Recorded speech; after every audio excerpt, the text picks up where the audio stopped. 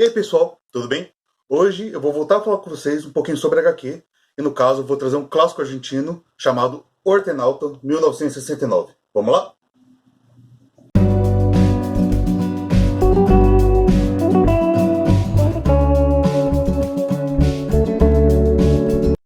Pessoal, antes de começar, só lembrando vocês para que se você está assistindo e ainda não é inscrito, se inscreva no canal porque isso me ajuda muito e você também vai ficar por dentro de tudo que eu for lançando.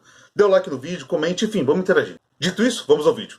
Ortenauta, 1969, é uma HQ escrita pelo Osterheld, não argentino, e desenhada pelo Brescia, que é um uruguaio. Osterheld já havia publicado Ortenauta anos antes, na própria Argentina, numa revista onde era publicada em capítulos, e essa daqui é como se fosse uma espécie de um remake. De uma forma mais enxuta e com um desenho, com uma arte um pouco diferente, e principalmente aqui o viés político é muito mais forte. No que consiste esse viés político, eu vou chegar lá. Bom, Ortenauta vai nos contar basicamente uma história de ficção científica.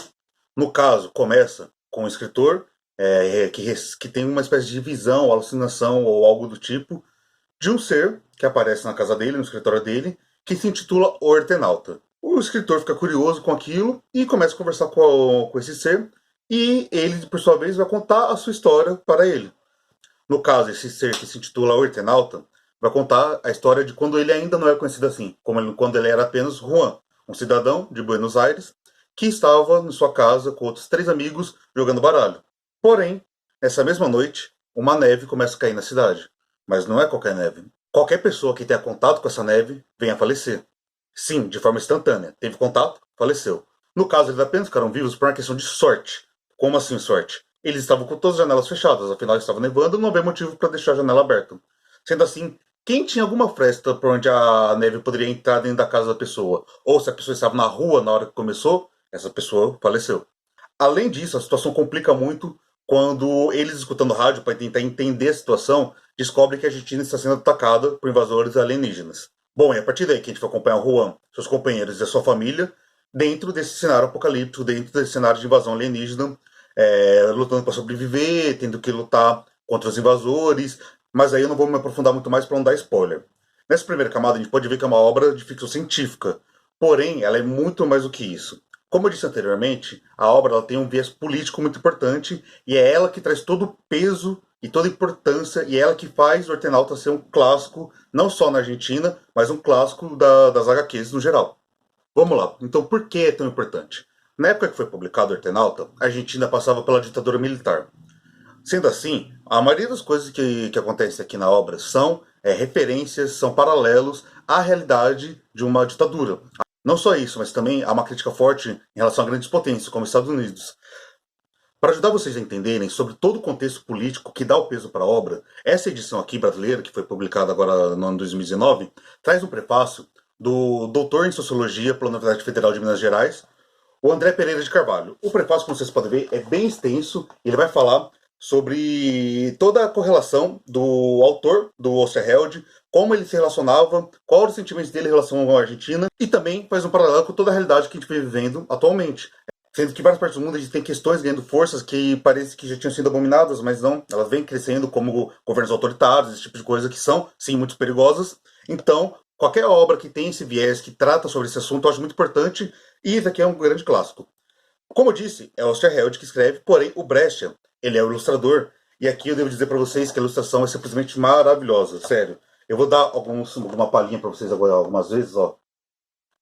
Tem uma densidade a obra, tanto na escrita quanto na arte, que é de cair o queixo. Nossa, é maravilhosa a arte. Ela ao mesmo tempo que ela consegue ser densa e parece muitas vezes ser confusa e causar incômodo, você tem que parar para olhar com calma, entender tudo que está sendo aqui mostrado, para poder compreender realmente o desenho. Ele é muito detalhista, ele é muito pesado no nanquim. Olha, por exemplo, esse tanque aqui, com fundo branco, tudo, um traço um pouco mais leve aqui embaixo, já tem um traço muito mais pesado, puxado para o preto.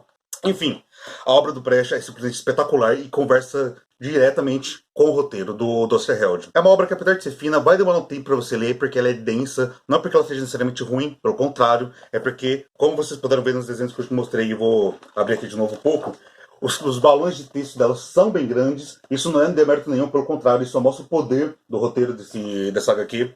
Então, apesar de ser uma obra relativamente curta em páginas, ela tem uma riqueza e uma profundidade muito maior do que ela aparenta apenas no formato físico. Além disso, vale ressaltar que essa edição traz conteúdo extras no final, como entrevistas e também recortes de jornal que mostra, por exemplo, o Osterheld e Brecha.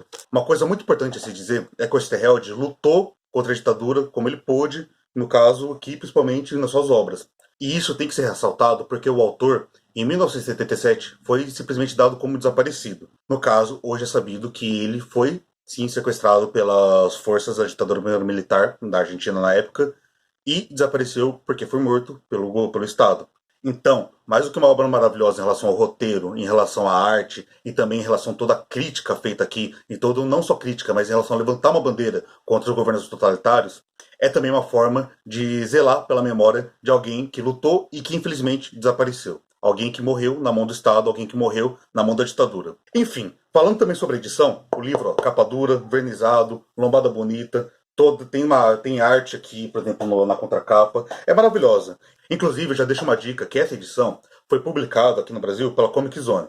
A Comic Zone é uma editora recente, nova, que foi fundada no passado e foi fundada pelo Thiago do canal Comic Zone. Se vocês não conhecem esse canal, por favor, vão lá, acompanhem. Se vocês gostam de HQ, vão lá dar uma olhada, porque o Thiago é um cara que entende muito de quadrinhos.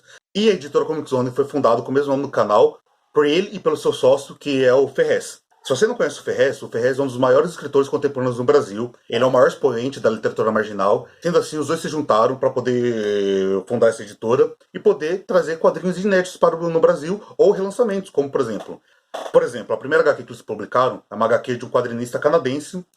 Até então no Brasil não havia chegado. Apesar da editora Martin Fontes ter trazido a versão original do Eternauta no passado, essa aqui é a primeira vez que tem no Brasil.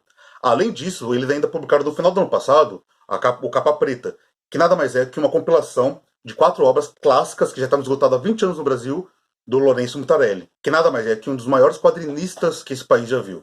Enfim, eu tô dizendo isso porque eu acho que vale muito a pena vocês acompanharem o trabalho da Comic Zone e dar uma força para eles.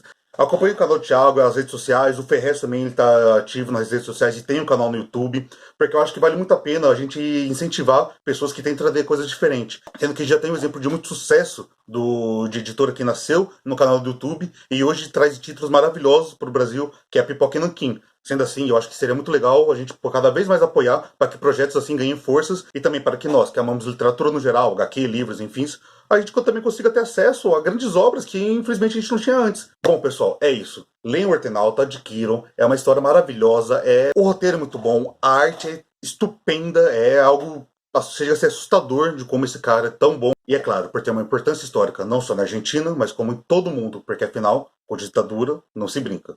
É isso, pessoal. Espero que vocês tenham gostado. Não esqueça de se inscrever no canal, dê o like se você curtiu o vídeo. Também comenta sobre o que você achou sobre a HQ, se você pretende comprar. Enfim, a gente se vê no próximo vídeo. Fiquem bem e tchau, tchau.